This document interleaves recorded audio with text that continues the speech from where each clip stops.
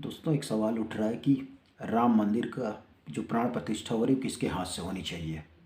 प्रधानमंत्री नरेंद्र मोदी कर रहे हैं, लेकिन जो होनी चाहिए वो होनी चाहिए शंकराचार्य लोगों के हाथ से, क्योंकि हिंदू धर्म के जो सर्वोपरि होते हैं, जिनका सबसे ऊंचा स्थान होता है वो साधु संत होते हैं। उनमें सर्वश्रेष्ठ स्थान जो होता है वो शंकराचार्य लोगों का होता है।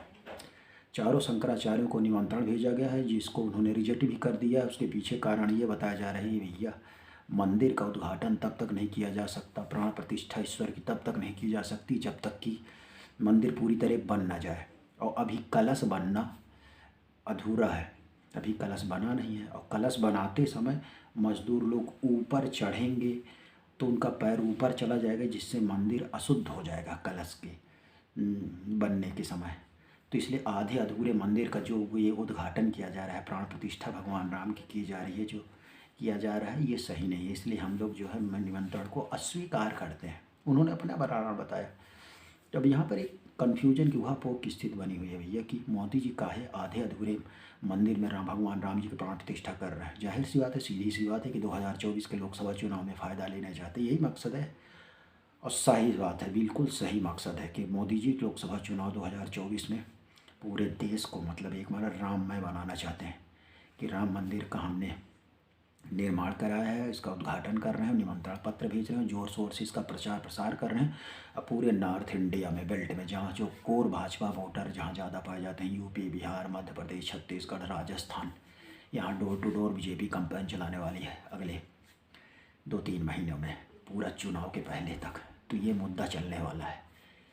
अब आप जो लोग कह रहे हैं कि भैया ये जो तर्क वितर्क बहुत चल रहा है कि शंकराचार्य को करना चाहिए कि मोदी जी करना चाहिए, तो जाहिर सी बात है कि राजनीति की जब आप बात करोगे, तो राजनीति की जब विश्लेषण होता है, राजनीति की जब व्याख्या होती है, तो जब आप उसका उत्तर ढूंढने का प्रयास करते हो तो उत्तर जो होता है वो व्यवहारिकता में छिपा होता है। राजनीति में आदर्श की बातें की जाती हैं, लेकिन डिसीजन बिल्कुल व्यवहारिक होते हैं। और व्यवहारिक चीज़ ये है कि मोदी जी एनी हाउ तीसरी बार सत्ता बनना चाहते हैं। कोई भी नेता हो, वो मेन बात होती है। राजनीति में आप तभी बदलाव कर पाओगे, अपने हितों को साध पाओगे, जब आप सत्ता में होगे। बड़ी बड़ी आदर्शवादी बात कर रहे हो, लेकिन आपके हाथ में पावर नहीं, तो आप कोई बदलाव नहीं कर पाओगे। तो राजनीति में साम दाम दंड भेद सब चलता है। चाणक्य ने भी बताया है, महाभारत के युद्ध में भगवान कृष्ण ने भी यह उपदेश दिया है कि भैया दुश्मन का संहार करो, सत्ता पे आओ, एनी हाउ सत्ता पे आओ। जब आप पावर में रहोगे तभी आप बदलाव करोगे, तभी हित को सुनिश्चित करोगे।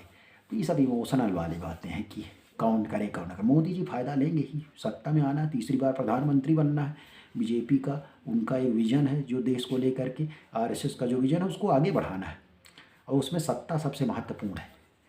तो ये सब 21वीं सदी में ये सब नहीं चलता। तो राजनीति में खास तौर से देखा होगा, सभी राजाओं ने अपने पिता का गला काटा है। गला ना काटे हो तो राजा ना बनते। आज हम आप उनको कभी जानते क्या? तो लोकतांत्रिक व्यवस्था में पद की वैल्यू होती है। आपके पास पद है तो आपकी वैल्यू है। एक समय मायावती के नाम पे पूरा प्रदेश हनक था, उनके नाम पे रूह कांपती थी। आज उस मायावती कोई पूछने वाला नहीं है, क्योंकि पद नहीं है। तो सबसे बड़ी चीज़ होती है पद। तो कोई इमोशन नहीं, कोई भावना नहीं, सीधी सी बात है कि पद जो है मिलना चाहिए प्रधानमंत्री का, मोदी जी, तभी उनका एजेंडा चलेगा।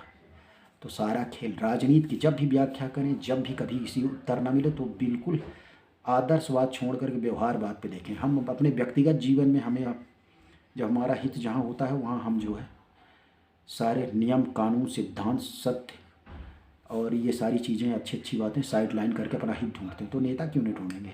देश के भविष्य का बात है, 140 करोड़ की आबादी, प्रधानमंत्री मोदी का अपना विजन।